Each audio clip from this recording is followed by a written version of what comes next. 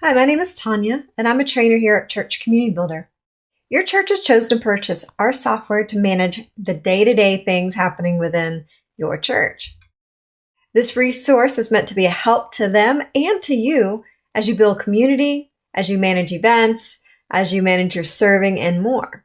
My goal is to walk through an overview with you, and I'm going to start with a very short overview, and then I'm going to jump in and go a little bit deeper.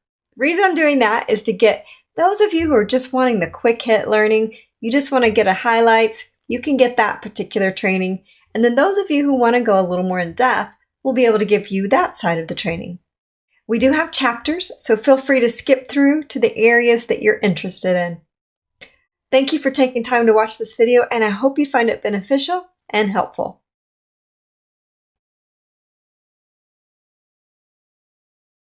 I am now logged into a version of our software. It may look different than what you're seeing when you log in. Now, if you want to, you can follow along with me and log into your software at the same time. I'm going to work from the left and move over to the right on what you're going to see on this page. We have our home page, which allows us to see our welcome message, recent activity, messages, and forms. I'll go into a deeper dive for that in our second part of today's recording. You'll also see my groups. So this is groups that you're a member of. People will allow me to search for people in the church. What I see about them is dependent upon, in this case, Sean's privacy settings. And I'm going to show you how you can update your privacy settings through this training as well. Then we have groups. This page allows me to search for groups and also see that same list of my groups we saw from the home page.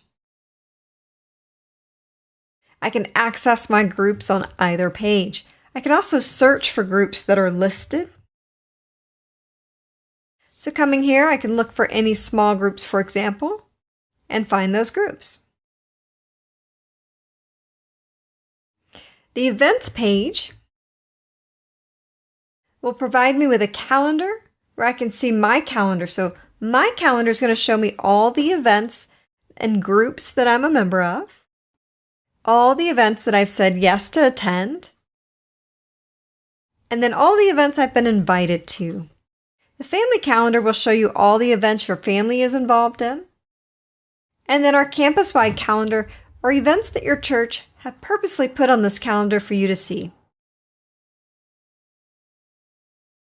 You are able to switch your calendar around to see different dates, different months, whatever it is you need to see. A live search will help you narrow down your event search. Then over to the left again, we have My Serving.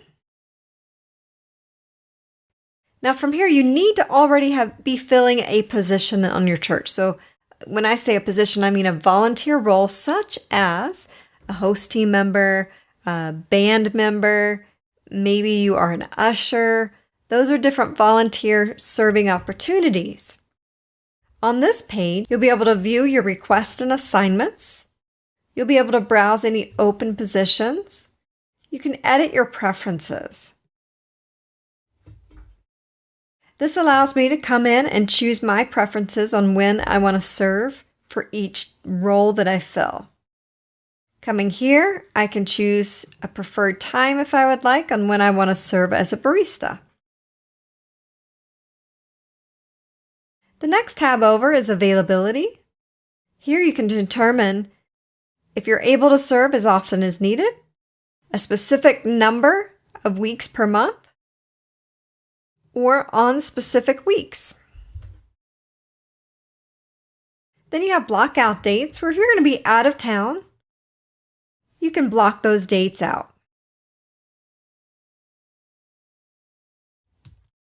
You can give a reason why you need to block your dates out.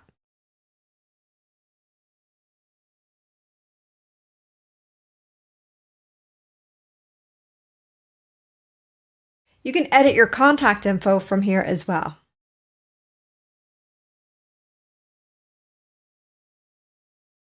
Next page down is My Giving. You may or may not see a give option when you log in. It really just depends on how your church has decided to manage online giving. This is an example of what it would look like if it is set up for you to give online through your church Community Builder account. Here you can decide between a one-time gift or a repeating gift and continue and just set that up for yourself. You can view your schedules and your history and run your own giving statement. You can see your family giving.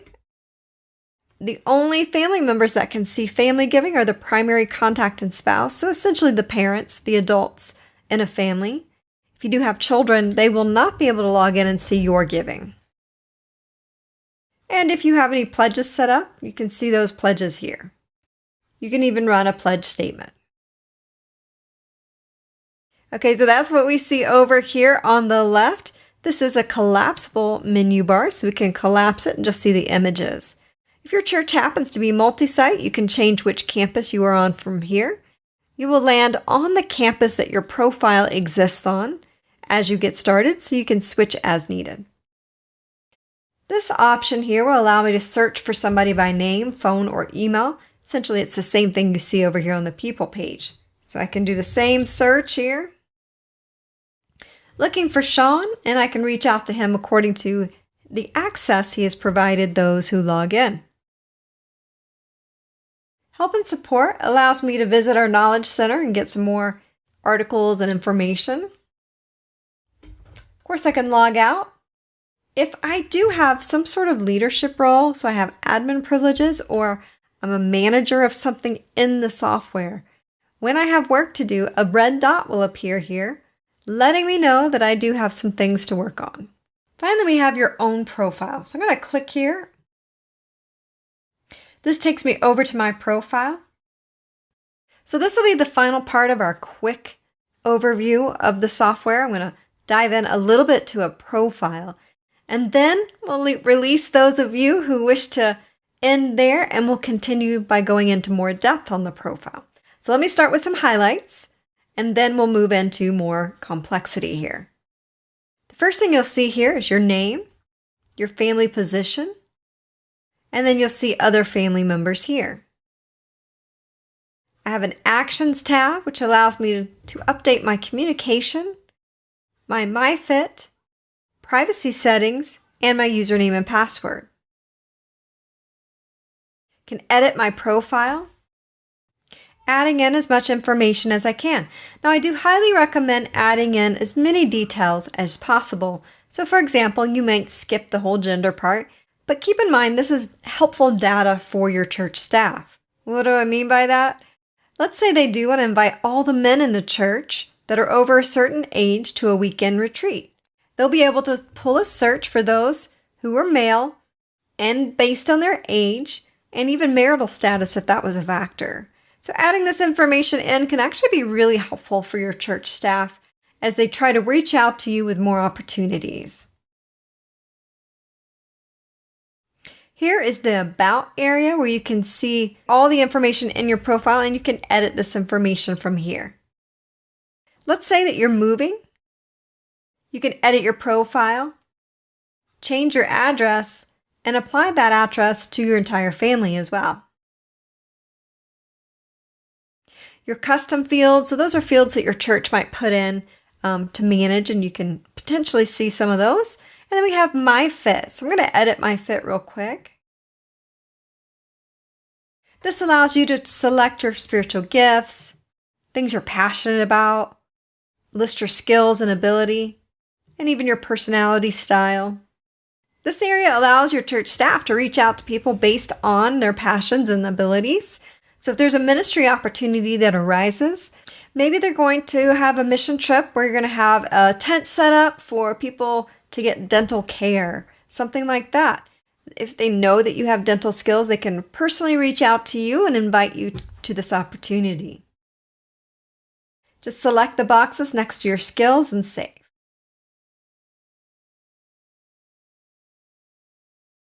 Over to the right, you'll see your other family members. You'll be able to add a family photo if you would like. And then coming down here, you'll see personal information. Now I mentioned the family photo here, and individual photos added here. So it'll look the same when you first get started. It'll ask you to select the photo and open. And here, of course, it's the same, but you can also replace, download, and delete. Now you do want this to be your image. Consider this software to be a little bit of a directory. And so when they can see your face, your image, it really helps your church staff connect with who you are. It also helps other congregants as they reach out and are looking for people that they are familiar with. The Involvement tab gives you some highlights on your serving, your attendance, groups that you're a member of, your finances, and forms. So here I can come and manage my serving, which is exactly the same thing we saw on the heart here. You can see how many times you have served in a month, positions you're currently filling.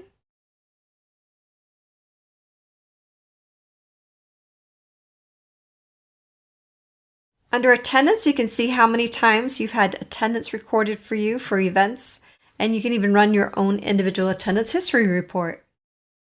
Under groups, you can see what groups you're a member of. You can view more information here. Then we have our financial area where you can come and run your own giving statement, pledge statement. If your site is set up for online giving, you could give from here as well. You can see how many times you've given in a month. You can also choose Include Family to see other family members giving. And then finally we have forms. We can see you have 3 completed forms. You can choose to fill out a form, and any form that is listed will be available here.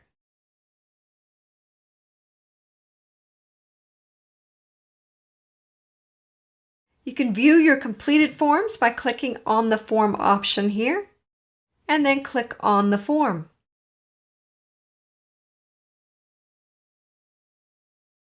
All right, so that's the highlight, the overview. Now let's go ahead and get a little more in depth. Under Actions, Communication Preferences.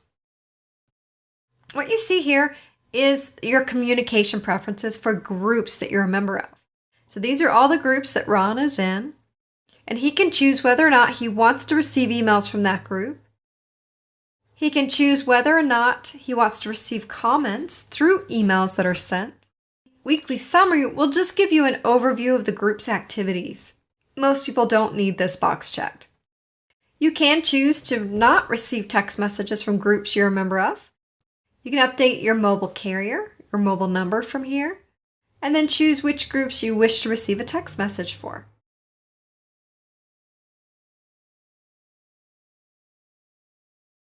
Here you can go ahead and set up some defaults, same options underneath each heading here. You can just go ahead, however, and say, any groups I'm added to in the future, this is my preference. Scrolling down a little further, we have scheduling communication. If you are a volunteer at your church, you will receive your request to serve or your reminders both through email and text unless you come here to decide and choose between getting a text or getting an email. Then we have general church communication. This is always recommended to be checked. This will allow you to receive overall emails from your church. You can update your email from here. You can also choose to fully remove your email from the church's site.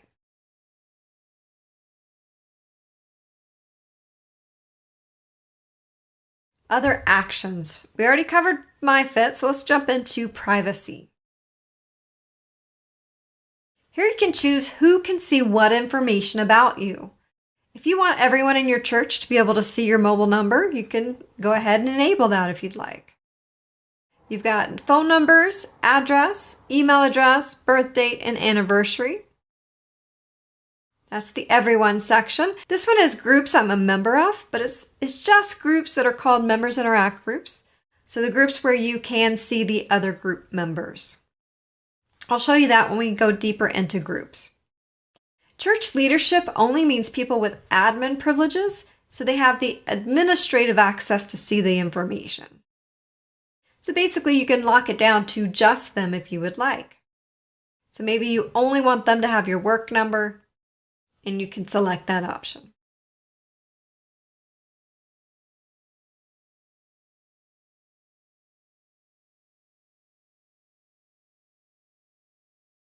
Then we have username and password.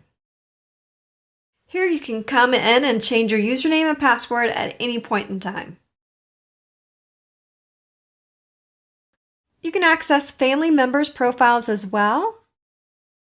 Once you get this little guy coming up, come up to the right and fully switch over to their profile, where you can add a photo. You can edit their profile. You can adjust their communication preferences and so forth here as well. You can view information about them here and their involvement here. Let's move over to groups. Now I mentioned there's different kinds of groups in our software. Some allow you to see the group participants in your church and others do not. So let me choose Announce Only here.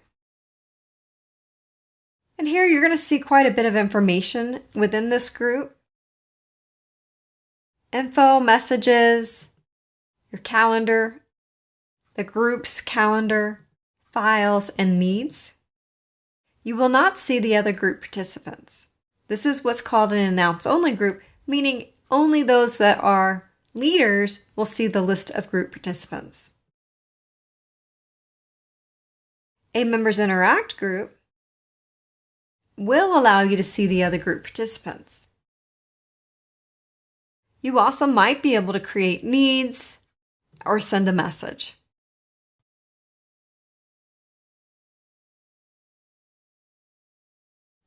So we covered the calendar area previously. We covered the My Serving area. And we covered the My Giving. Let's go ahead and choose Home. And let's walk through these tabs here. Your welcome message. Now pay attention, sometimes images could be a direct link to somewhere else. So I click on this image, it takes me to my group page, for example. Recent Activities is just a section that allows you to see activities that have happened in groups that you're a member of. This is essentially your message board where any message you've been sent from any group will be listed here. Any message you have sent will be listed here. On the Forms page, you'll see a list of forms that your church has made available. When you choose a form, when you're logged into the software, it is going to autofill your information for you. So whatever's already in your profile will be added, and if you want to make changes, you can update your profile with the information you're changing. Whenever you're ready, you hit Submit. Now let's go over to a group you're a member of. Each group can be set up uniquely. In some of your groups, you might be able to send a message or create a need. On your Messages tab, you might see the option to send a new message. Again, that's just dependent on how your group is set up. Choosing New Message and Subject. You do have some options here where you can add in a link, an image. If you do like to do coding, you can click Source, put in your code, source again to see what it looks like, and you can attach files.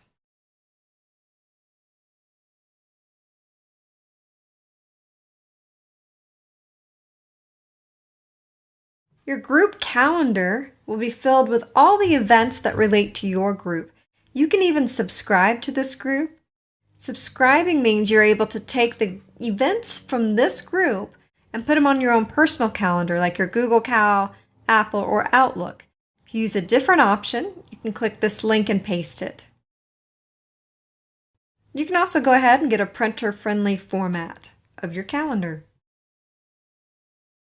Live Search allows you to narrow down to a specific event.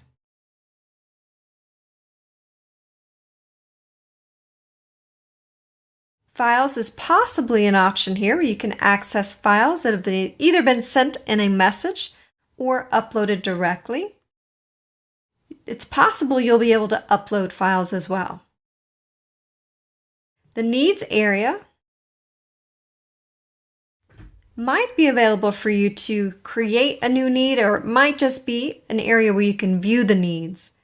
Needs are a way of asking people to sign up for something, whether that be to sign up to bring something, a time slot to pray, taking meals to someone, helping with some disaster relief situations. Let me go ahead and open one up for you. And this particular one is a potluck, so you can see how we've set it up where people can accept a particular dish, whatever it is that you want to bring over. You can choose I'll take it. And then 2 days before, you'll get an email reminder. When you're invited to fill a need, you would receive that as an email, and there you can accept or decline it from your email. If you're creating a need, simply choose New Need and fill in the relevant information, the title, description, location if needed, and then your requested items, and save.